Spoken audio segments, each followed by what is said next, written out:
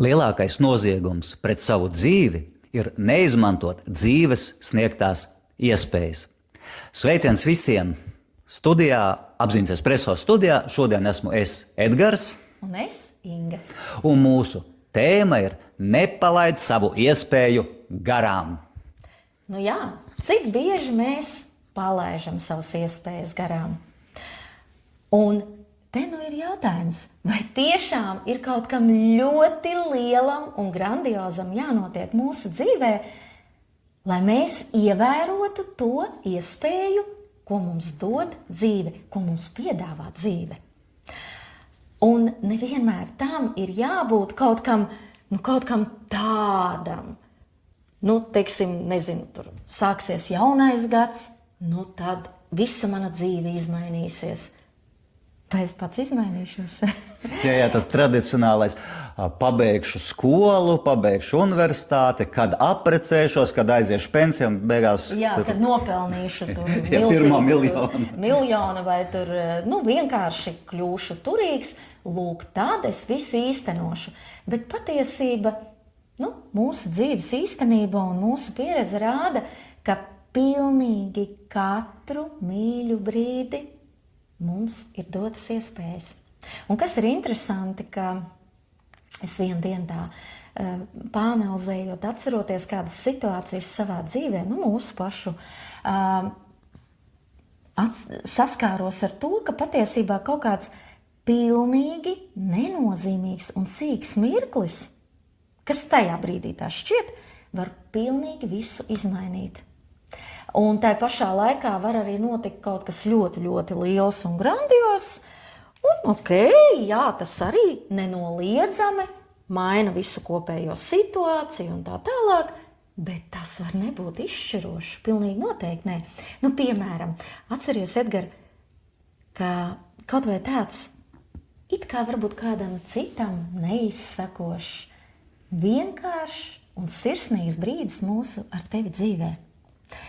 Vienkārši vasaras vakars. Pat neatceros, kas tā bija pa dienu, tu jau uzreiz saproti, par ko es runāju. Vienkārši skaists vasaras vakars. Mēs ar tevi sēžam un sarunājamies. Jā, mēs tajā dienā sarunājamies par tādām, eksistenciālām tēmām. Dažreiz dzīvē ir tādi mirkļi, kad mēs uzdodam paši sev kādu jautājumu. Kas ir tie eksistenciālie jautājumi, ja? Jā, ko es vispār dzīvē gribu, kas es esmu, kas man interesē, kas būtu tas, ko es līdz dzīves beigām būtu gatavs darīt un baudīt, kas man sagādā prieku vai kas man nesagādā. Jā. Vienādi sakot, kad sāc jau arvien apzinātāk sevi ieklausīties. Un lūk, vienā šādā vakarā mēs patiesībā ar tevi izmantojām fantastisku iespēju, ko mums dzīve piespēlēja. Patiesībā jau mēs paši to izveidojām. Ja? Jā, es kā tagad atceros, ka man tādā dienā nebija ne jausmas, par ko šī iespēja pārvērtīsies, ka tā izmainīs ļoti daudz ko manā dzīvē. Un viss to patiesībā ir priekšā. Un šis vakars tiešām bija ārkārtīgi vērtīgs un nozīmīgs mūsu dzīvē, tāds tā kā pagrieziena punkts, ja? Kas ieviesa ļoti tādas, gribas teikt, ilgtermiņā lielas izmaiņas. Un šeit es runāju par mūsu gara bērnu, par mūsu lolojamo, par Apziņas espreso dzimšanas brīdi. Patiesībā tā sēkla jau pirms tam bija ielikta, bet šeit, tas viss piedzima. Jā, jau tie eksistenciālie jautājumi, ko tu minēji, mēs runājam, kas tad ir tas, kas mūsu dzīvē tiešām aizrauj, ko mēs gribam darīt. Un neizbēgami vārdu pa vārdam mēs nonākam pie tā, kas rezultējas, ka mēs gribam šīs lietas darīt, to, ko mēs darām mūsu Apziņas espreso projektā. Jā, nevis vienkārši kaut ko, ko mēs gribam darīt, bet kā mēs varam galu galā vērtīgi nodzīvot otro savu dzīves pusi. Sauksim lietas īstajos vārdos, tā tas ir, jā. Lūk, un tā bija tāda viena no iespējām, ko mēs ar tevi izmantojām. Patiesībā tajā brīdī, kas to būtu domājis, vai ne? Un tādas iespējas mums ik brīdi, ik mirkli, bet itin bieži ir tā, ka mēs saprotam, ka tā ir bijusi iespēja tikai tad, kad jau nu jau laiks ir pagājis, jau notikums ir noticis vai nenoticis. Ja? Un tad atskatāmies atpakaļ un saprotam, ja es būtu tad vai nu to izdarījis, vai pieņēmis tādu lēmumu, vai to saredzējis, vai saskatījis, vai sadzirdējis, vai pamanījis, vai vienalga kā. Vai arī tieši otrādi, bet tu atceries, tad tieši tajā brīdī tu atceries, bija tas un tas, un kur pasties, kur mēs tagad nonācām, mēs to ķēdīti sākam saskatīt, vai ne? Jā, un es tagad domāju, un cik bieži, pieņemsim, šī saruna, kas bija, es pat teiktu, nekas īpašs mūsu dzīvē, jo mēs itin bieži runājam par būtiskiem, eksistenciāliem jautājumiem, un ļoti bieži tās sarunas mums nav rezultējušās ar kaut kādu projektu, ideju vai pagriezienu, bet tieši šī reize bija tā, kurā tas viss, tās visas kārtas sakrita kopā, un viņas tā kā klau, bet darām, ja, darām, un sākās kaut kas, un cik bieži dzīvē mēs gan vienkārši parunājam par tēmu, un priecīgi viss ar to arī beidzās. Vai arī kaut ko padarām, vai iesaistāmies kādā pasākumā, vai dodamies uz kaut kādu, nezinu, tur nodarbību, festivālu, lai kas tas būtu. Mēs viņu izbaudām, un ar to arī viss beidzās. Kas arī ir forši, kāpēc ne, mums vajag baudīt un priecāties. Bet mēs tā, ja runājam par iespējām, mēs saprotam, ka faktiski katra lieta dzīvē, ar ko mēs saskaramies, tā ir iespēja. Un jebkurā festivālā, nodarbībā vai vienkārši kaut kādā cilvēku, nezinu, sanākšanā vai draugu pasēdēšanā ir simtiem iespēju. Tev ir iespēja, tu vari aprunāties ar kādu cilvēku un tev atverās pēkšņi vai nu kaut kāda biznesa iespēja vai sadarbība vai kaut kas. Un tu vari neaprunāties ar to cilvēku un palikt tur, kur tu esi. Tu vari sadzirdēt kaut ko no skatuves teikto, vai lektora minēto, vai vienalga. Vai un tev noklikšķi. Sarunā, kur tu varēji vienkārši vakarā skaisti tur apsēsties un tā izbaudīt vakaru, kas arī ir forši. Visas iespējas ir forši. Bet pieņemsim izdara to izvēli, ka tu aprunājies ar kādu. Un tajā dzīvajā, īstajā sarunā tu uzzini kāda cilvēka, varbūt pat viņa sāpe vai kaut kāda situācija, kas ar viņu notiek, ko viņš jau ar karogu neies un nevicinās, man lūk ir tā, bet tu sirsnīgi apsēdies un ar viņu aprunājies, ja? Un tu uzzini, un tad tu domā, kā tu varētu varbūt palīdzēt, vai kā varētu kādus cilvēkus savā starpā savest un sasaistīt, ja? Un skaties, jau vesela notikumu ķēde sāk virknēties viena pēc otras. Un patiesībā iespējams, ka tu cilvēkam vari varbūt skaļi teikt, izglābt dzīvi, bet tu vari viņam atrisināt kaut kādus viņa tādus samazglojumus, kas viņam tieši šobrīd ir vajadzīga saruna vai uzklausīšana vai kaut kas, ko tu vari iedot, kas tev neko nemaksā. Ja? Un tu vari cilvēkam pagriezt dzīvi citā virzienā, tu viņam vari atvērt iespējas, tu viņam vari noņemt slogu, tu vari viņam visādos veidos palīdzēt.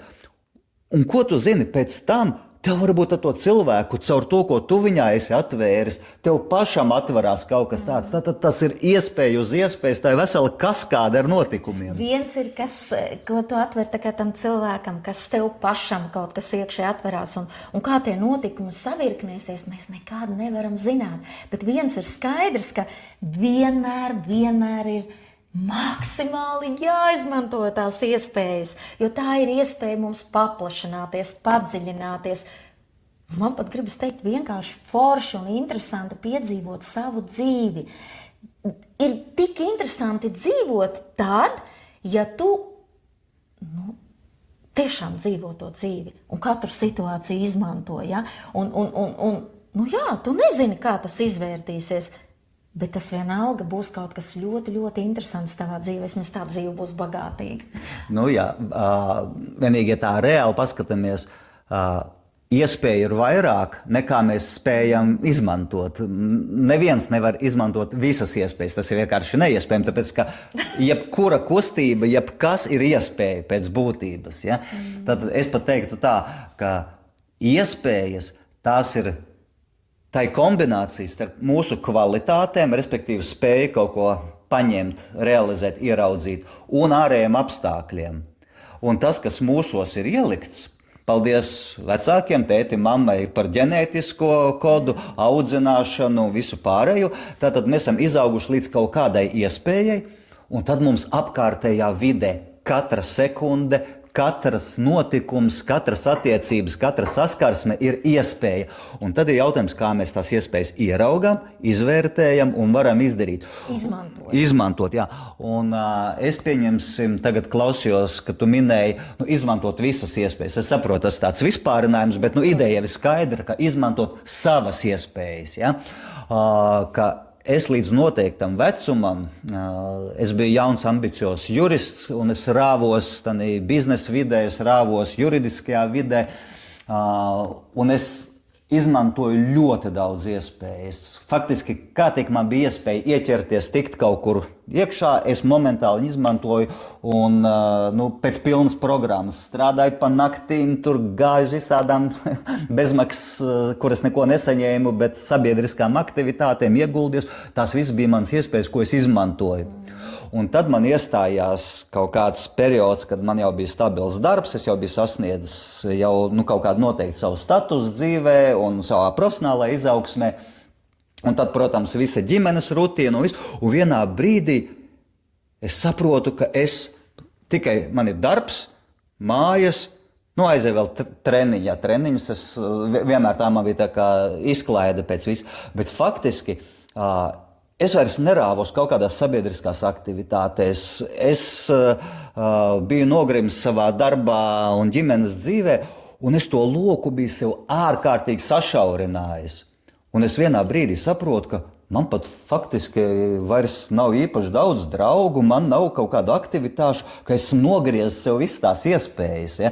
Un tagad, kad es jau kaut kādu brīdiņu atpakaļ to tā kā apzinājos, es atkal sāku vērt sev pats dzīvē tās iespējas, piedalīties, un es reizēm pamanu, ka jā, reku, man tur ir iespēja, bet es viņus visus nemaz nemetos izmantot, ka es sāku vērtēt, vai es gribu to iespēju, vai ne. Tad arī tas ir jautājums par manām vēlmēm, par manām ambīcijām.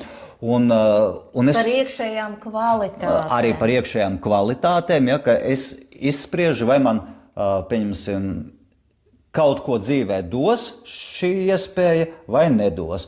Vai es varēšu kaut ko sev un citiem dot ar to iespēju, ja es viņu izmantošu, vai nedos. Jā, tad es tā kā jau ieslēdzu racionālo prātu, bet patiesībā es vislabāk jutos, kad manī bija tā jaunības deksme, kad es biju gatavs ņemt, un man bija kaut kāds savs virziens un ķert un grābt jebkuru iespēju realizēt, sanāks, nesanāks vienalga, bet man bija savs virziens un, godīgi sakot, tā sajūta, ka tu raujies pēc tām iespējām un ka tu viņus maksimāli visu, tev tā kā svaigs gaiss, tā kā tīrs ūdens, ko tu dzer, tā sajūta ir baigi foršā. Jā, jo redzi, tu arī vienu lielu patiesību pateici, ka no vienas puses tās iespējas viņas ir nepārtraukti un visu laiku, no otras puses mums viņas ir arī jāatver, jo ja es vienkārši guļu uz dīvāna un gaidu, kad ar mani kaut kas notiks, kaut kādas iespējas notiks, tad kur viņas tā kā pavērsies? Ja? Tātad man arī pašam ir kaut kas jāizdara un kaut kā tā, lai tā kā atvērtu. Bet, protams, viss jau no tā iekšējā stāvokļa un no mūsu vērtībām sākas. Un te man ir arī piemērs, ja? Kā tas, ko es arī visu laiku gribu tikai teikt, ka mēs nekad nezinām, kā tās iespējas. Viens ir tad, kad mums jau dzīvē ir šī pieredze, un mēs jau izsecinām, ka, redz, ja es darīju tādu darbību, tad tas noveda pie tā, un tad jau mums tā pieredze tā kā veidojās, un mēs saprotam viennozīmīgi, ka, ja mēs darām kādas darbības, kas ir ļoti vērtīgas, kas ir vedošas pie noteiktiem rezultātiem, kas palīdz citiem, vispār sabiedrībā kaut ko vai pasaulē mainīt. Protams, ka tas vienmēr novadīs pie kāda vērtīga rezultāta, ja? Bet dažkārt var arī būt kāda tāda, it kā, starp citu situāciju, un kuru beigās noved pie kaut kādām vesela virkne, tātad notikumu ķēdīt izvēršās, kas noved pie, patiesībā diezgan lieliem notikumiem, ja? Piemēram, arī atceries tas, kur tu teiksim, kā, redz, mēs šeit veidojam podkastus ar tevi, vai ne? Un atceries, kā tas viss tā kā pamazām veidojās un izvērtās. Kā tas viss sākās? Īstenībā tas sākās ar tavu darba dzīvi, kur tu ar darba kolēģiem esi savā darba ikdienā. Nu, kā tā ķēdīte izvērtās? Kur liekas, kāds sakars podkāstiem ar tavu darba ikdienu? Jā, ka man bija darba kolēģe Mārīta, forša, spēcīga, tad vēl jauna topošā juriste. Viņa bija jurista palīgs mums, pēc tam viņa ļoti strauji izauga kā jurists. Un tad viņa tur izgāja dažādas darba vietas, un šobrīd viņa vada Cilmes šūnu banku. Un kaut kādā sarunā, kaut kādā tikšanās mēs vārdu pa vārdam, ka jā, taisam podkāstus, ka viņa no Cilmes šūnu bankas mūs uzaicina uz savu podkāstu, jo tās mūsu jomas kaut kur zināmā mērā pārklājas. Patiesībā tas ir viens ir tev darba tās attiecības, bet otrs mēs jau uzturējām draudzīgas un sirsnīgas attiecības. Ja? Un tas jau bija tas vidusposms, kas savienoja to tavu darba dzīvi ar tālāko jau katra mums apziņas espreso, Mārītes gadījumā Cilmes šūnu banka. Un mums dzimst ideja, ka vajadzētu tā kā podkāsts, mēs iesākam paši darīt to, bet kaut kā tā ideja mums apaug, un pateicoties šai draudzībai, ko mēs uzturam attiecības, sarunu un tā tad arī mūsu tādām kopīgām vērtībām, ar Mārīti, ja, mēs saprotam, ka mēs varam veidot kopīgi, ja, un tā kā Mārītei ir šī tā platforma, viņa dod mums to telpu, un mēs kopīgi sākam veidot podkāstus. Ja? Un te jau mēs paši veidojam un arī domājam tālāk jau attīstīt, un tālāk attīstās mūsu pašu podkāstu, kur mēs arī aicināsim viesus mūsu telpā. Ja? Realizēsim iespējas ar mūsu pazīstamajiem draugiem un cilvēkiem, kurus esam satikuši. Tieši tāpat ir, kurus mēs savā dzīvē esam satikuši. Dažādās jomās šie cilvēki ir kaut kādas noteiktas sasniegumus vai nesasnieguši paši un savus apziņas paplašinājums. Un te mums būs iespēja satikties kopējā telpā un visu šo tā kā salikt kopā un balstīties mūsu kopīgajām vērtībām. Un redz, sākas tas viss ar to, ka tu darbā strādā kopā ar kādu kolēģi un vēlāk jau veido šīs draudzīgās attiecības. Ja? Kur man, tā kā viņi pie mums strādāja, nebija ne mazākās nojausmas par kaut kādiem podkāstiem nākotnē. Tad vispār tur nebija nekāds sakars. Tad tie iespēju iedīgļi, ja viņi ir kaut kad pat bieži sen pagātnē, pat attiecībās ar cilvēkiem, un tad saliekoties kaut kādiem noteiktiem apstākļiem, hops, un iespēja realizējas. Nekad mēs nezinām, vai, piemēram, šobrīd mēs attīstām jaudīgu retrītu programmu Maljorkā. Kā tas viss sākās?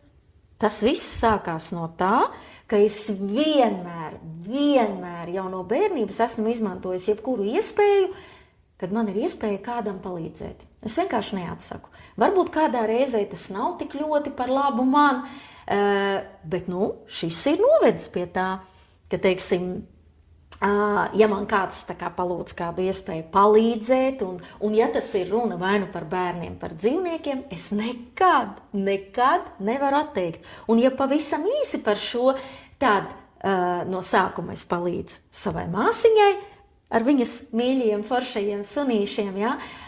Vēlāk māsiņai ir draudzene, kurai vajag palīdzēt ar bērnu, kur es atkal tālāk jau palīdzu, ja? Un tālāk šī ķēdīte izvēršas tik tālu, ka es nonāku Maljorkā un atkal izmantoju iespēju, lai kur es būtu, jau es apzināti, jau mums tomēr ir tā pieredze, ka mēs sākam jau ļoti, ļoti apzināti izmantot šīs iespējas, tāpēc mēs šeit par to runājam, ja? Ka mēs nekad nezinām, pie kā tas var novest, un esot tur Maljorkā, darot citus darbiņus, es beigās arī saprotu, un mēs kopīgi izlēmjam, ka mums būtu jāattīst šī programma, retrītu programma, jo esot tai vidē un redzot, kādas tur ir iespējas, pašai izejot soli pa solītim, un esot šajā, saprotu, ka jā, šeit mēs to varam realizēt. Un tālāk jau mēs kopā esam ar Edgaru un izpētam un patiesībā ieliekam pamatus mūsu retrītu topošajai programmai. Pareizi. Bet patiesībā viss sākas ar pavisam kaut ko nenozīmīgu. Palīdzēt kādam, neatteikt kādam, tām, kam tiešām tajā brīdī ir vajadzīgs. Un tā, un pirmais ir sunīši. Kāds sakars ar sunīšiem un retrītu? Man ir. Jā, tas piemērs, jā, kur sakrīt tava kvalitāte, ka tev tu ļoti labprāt, protams, nekad nesaki nekad, ka tu neatsaki no dzīvē. Vienmēr visādi var iegrozīties, bet idejiski, ka tev ir tā tendence, ka tu gribi palīdzēt, tā ir tava vērtība. Jā, tā ir vērtība, tā ir tava iekšējā kvalitāte.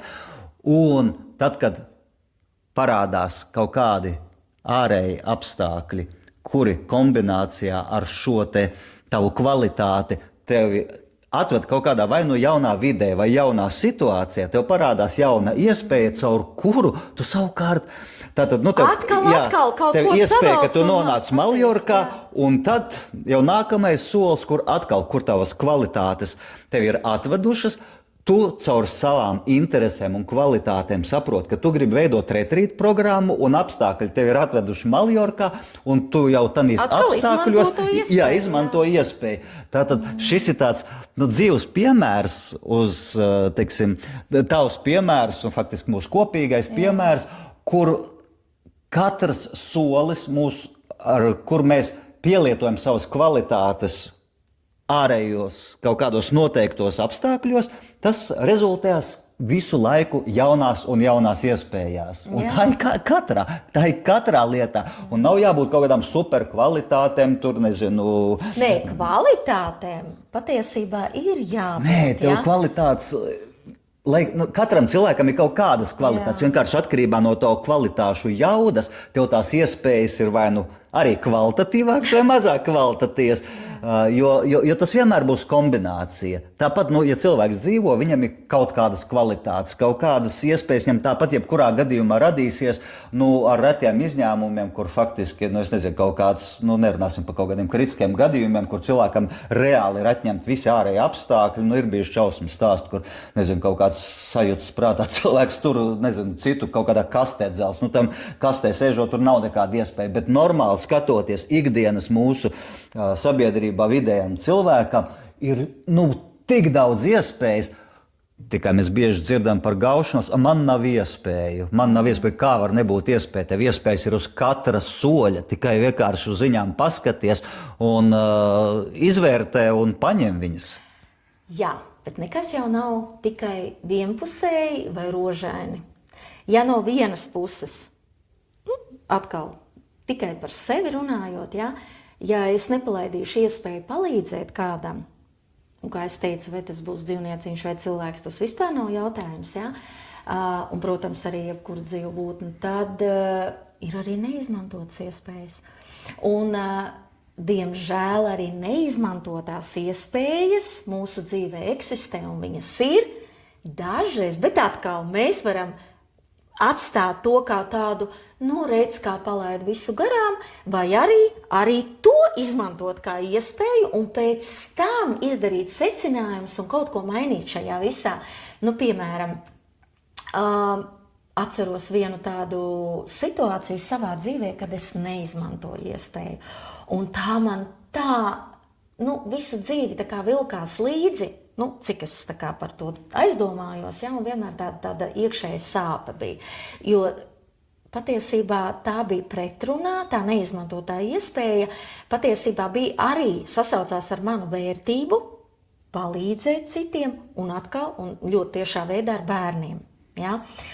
Tā ir brīdī, kad es to iespēju neizmantoju, es, protams, to neapzinājos, bet vēlāk atskatoties to situāciju, es secinu, ka kā es to neizmantoju, bet pēc tam es to visu pagriezu jau kā vērtību, kā iespēju un izmantoju to saistībā ar Cilmes Šūnu banku, kur es tagad no visas sirds mūsu kopējos podkāstos dalos par savu pieredzi, kā es gaidīju bērniņu, kādas bija dzemdības un tā tālāk un tā tālāk. Ļoti skaisti un cilvēciski un silti šie podkāsti sanāk. Bet kas bija tas, ko tu neizdarīji? Kas bija tā iespēja, ko tu neizmantoji? Jā, bet tas, ko es neizmantoju, te es tā kā parādu, kā arī neizmantota iespēja, tad, ja tu viņu tā kā, tiešām apzinies, var izmantot, ja? Bet tas, ko es neizmantoju, tad, kad es gaidīju pirmo bērniņu, es ārkārtīgi, man tas process viss bija tāds ļoti, ļoti sensitīvs un iekšējs, un es jau tad to pieņēmu kā tādu praksi, kā iekšēju, kā tādu ļoti, ļoti smalku procesu. Man tas vismaz tāds arī bija. Starp citu podkāstos ar Cilmes Šūnu banku es par to dalos. Ja? Tāds sakrāls process. Lūk, un es katru reizi ejot uz kārtējo pārbaudu pie vecmātes, ar tādu iedvesmu dalījošies savās sajūtās un to, kā man šie procesi notiek. Un vecmāte katreiz man teica, Inga, klausies, bet tu taču vari citas sievietes iedvesmot. Un es tajā brīdī jauniņa meitene, un man šķiet, ak, Dievs, kā tad es varu iedvesmot tur mammas, kurām jau tur kurš tur bērns, vai kurām jau cik tur gadi, ja? Un viņām taču kāda pieredze. Un tas vēl nebija tas, kas man tā kā apstādināja neizmantot šo iespēju. Punkts uz I bija tad, kad man palūdza uztaisīt biznesa projektu. Bet es neesmu ne kaut kādu projektu, tur papīru cilvēks vai kaut kādu schēmu veidotājs. Bet patiesībā arī tas nav iemesls. Iemesls, ja tā pavisam godīgi, bija tikai tas, ka es nobijos, vai es būšu pietiekami laba, vai es spēšu pietiekami iedvesmot, vai es būšu tā, kura var izdarīt kaut ko tādu, kas citiem būs vērtīgs. Ja? Kur tad es? Ja? Un tas saucās, vai es būšu pietiekami labi. Tad nebija pārliecināta tajā brīdī. Un, protams, ka tas šķērslis, mans iekšējais šķērslis, ārēji es to pārliku uz to, ka man ir jāveido kaut kādi projekti. Tur man uzreiz Edgars atsaucās, teica, Inga, es tev palīdzēšu. Bet iekšējais šķērslis tajā brīdī izrādījās spēcīgāks. Un, diemžēl, es to neīstenoju. Pārliekot uz to ārēju un sakot, man ir jāveido kaut kādi projekti. Nē. Kaut gan īstenībā es varēju tik daudzas sievietes iedvesmot, jo es biju dzīves īsts, šo sajūtu piepildījums. Ja? Un tieši tās sievietes, kuras jau ento reizi ir dzemdējušas bērniņus, kurām varbūt ir kaut kāda rūgta pieredze, viņas noklausoties un redzot to manu dzīvo īsto sajūtu par to, ka tas ir kaut kas ārkārtīgi skaists, ka tas ir tik sakrāls process, es tiešām būtu iedvesmojis. Un tā sāpe mani neatlaida, un es pa dzīvi ejot tālāk to atcerējos, un tā bija mana neizmantotā iespēja. Bet, kā jau es minēju, es to vēlāk izmantoju, un jau sadarbībā ar Cilmes Šūnu banku to izdarīju. Un tagad jau es esmu laimīga par to un varu dalīties, bet šāds iespējas neizmantots, dažkārt ir mums dzīvē. Vai tev ir kāda tāda bijusi? No vienas vietas. Vienkārši ir atšķirīga lieta, ka mēs pats par sevi neizmantojam visas iespējas, jo viņas ir triljoniem ap mums. Katras sīkākā situācija ir iespēja. Tas piemērs, ko tu stāstīji, tā nav vienkārši nepamanīta iespēja. Tā bija skaidri redzama, apzināta iespēja. Tu viņu skaidri apzinājies šo iespēju gan sev pašai, gan palīdzēt citiem.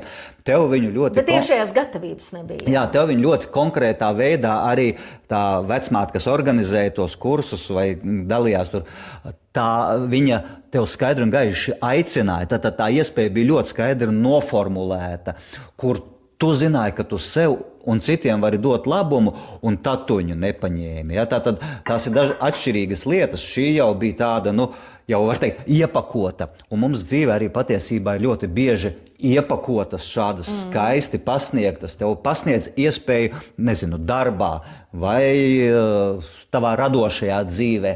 Tev piedāvā, ja tu esi muziķis, tev piedāvā kaut kur koncertēt, un tu sabīsties, ak, Dievs, es tādā līmenī nevaru nospēlēt. Ja? Vai arī, tur taču jāčakarēs, tur jādara kaut kas tas vai šits. un pēc tam koši pirkstos. Tas ir līdzīgi tā kā bija gan Beatli, mūzikas grupa Beatli, ka viņi vēl bija jauni un nezināmi, viņi gāja pie vienas studijas, pie otras, pie trešās, un visi viņus atšuva, un beigās paņēma viena, kaut kāda viduvēja kompānija, kas kļuva super bagāta, tāpēc, ka, viņi Beatli bija populāri. Izmantoja iespēju. Kaut gan viņi neapzinājās, viņi faktiski gāja uz risku, bet tā bija iespēja. Un šādas te iespējas mums ir no vienas vietas, kur mums atnāk un saka, rekur, mēs varam, protams, šeit jāslēdz kritiskā domāšana, kura iespēja man ir derīga, kura nav derīga, kas man nesīs plusus, kas man nesīs mīnusus. Un reizēm uz tā jaunatnes jaunības entuziasma mēs izdarām lietas, ko mēs nekad neizdarītu dzīves otrajā pusē, jo pieredze saka, nē, tie pārāk daudz risku. Tāpat laikā ar pieredzi mēs varam izvairīties no tik daudz apdedzināšanās un aplamu iespēju izmantošanas, kas nav mums, ja, ka tā iespēja faktiski mums tā mutīte ir pa mazu, lai aprīt to lielo iespēju. Ja, tad neviens nav atcēlis veselo saprātu, bet redzēt iespējas. Starp citu, var paņemt savu vienkāršu mazu praksīti, vienu nedēļu, katru dienu, pamanīt iespējas. Vismaz vairāk nekā tā garām ejot kaut ko, bet tā piedomājot, šeit ir iespēja, šeit ir iespēja. Tu redzēsi, cik tev iespējas pavarās, ka tu vari tās iespējas pilnīgi sarakstīt, nezinu. Es pat gribētu papildināt, ļoti laba tev ideja par to, ka tagad paņem, bet ka tu nevis vienkārši, kur ir kāda iespēja, bet kur man ir iespēja praktizēt pacietību, kur man ir iespēja dalīties, kur man ir iespēja palīdzēt. Vienmēr sakot, ņemt kā tādas sev vērtīgas, kas tev ir vērtīgas, kvalitātes, kuras vai tu gribi izkopt sevi, vai kuras tevī jau ir, un tu viņas gribi izpaust. Un meklē attiecīgi pie šīm savām, pieņemsim, kvalitātēm, iespēju to realizēt dzīvē. Un tas tad jau būs tāds nevis vienkārši kaut kas mistiski iespēja, bet jau reāli. Un tici vai netici, kas ir interesanti, tikko mēs uz kaut ko fokusējamies, tā mums arī tas viss mūsu dzīvē ienāk un rodas. Mēs vienkārši, jo iespējas viņas ir visu laiku un nepārtraukti, tikai mēs uz to nefokusējamies, un tāpēc mēs arī to neredzam. Tikko mēs sākam uz to skatīties, mēs arī to saredzam. Un patiesībā ļoti daudz iespējas, kā mēs secinājām, mēs vienkārši palaižam garām, tāpēc, ka mums ir šie iekšējie šķēršļi, visbiežāk iekšējie šķēršļi. Ja? Un tie ir tie, kas mūsos nogalina šīs iespējas. Un patiesībā man pat gribas teikt tā, ka mūsu iekšējās bailes, jo ir šie iekšējie šķēršļi, mūsu iekšējā stāvokļa, nogalina. Patiesībā bailes nogalina vairāk cilvēku nekā nāve. Ir vērts par šo aizdomāties. Es domāju, ka šis ir tā kā punkts uz I, lai gan tēmas mēs esam pavēruši vairāk nekā mēs spējam vienā podkāstā apskatīt. Mēs esam pavēruši jaunas iespējas. Jā, līdz ar to es pat teiktu, netaisam kopsavilkumu, lai šis tavs noslēguma teikums ir kā punkts uz I, bet mēs vēl atstājam atvērtu telpu par milzīgajām iespējām, ne tikai, ko mēs varam ārēji realizēt, bet ko mēs varam sevi iekšēji realizēt. Un tā jau ir, es pat teiktu, pavisam jauna, milzīga, plaša podkāsta tēma, kuru mēs šodien tikai nosaucam, ka tāda ir, bet mēs viņā neiesim, jo tas vienkārši nav iespējams. Un es domāju, ka tā arī noslēdzam ar tavu teikto domu par to, ka, ja mēs neizmantojam iespējas, tas mūs nogalina kā cilvēkus, kā personības, un faktiski tā nav dzīve, bet tā ir nāve, ja mēs vienkārši eksistējam un neizmantojam savas iespējas, ne ārējās, ne iekšējās. Jā. Uz tikšanos nākamajos podkāstos, kuros mēs atkal un atkal pavērsim jaunas iespējas mūsu apziņas paplašinājumam. Atā! Atā!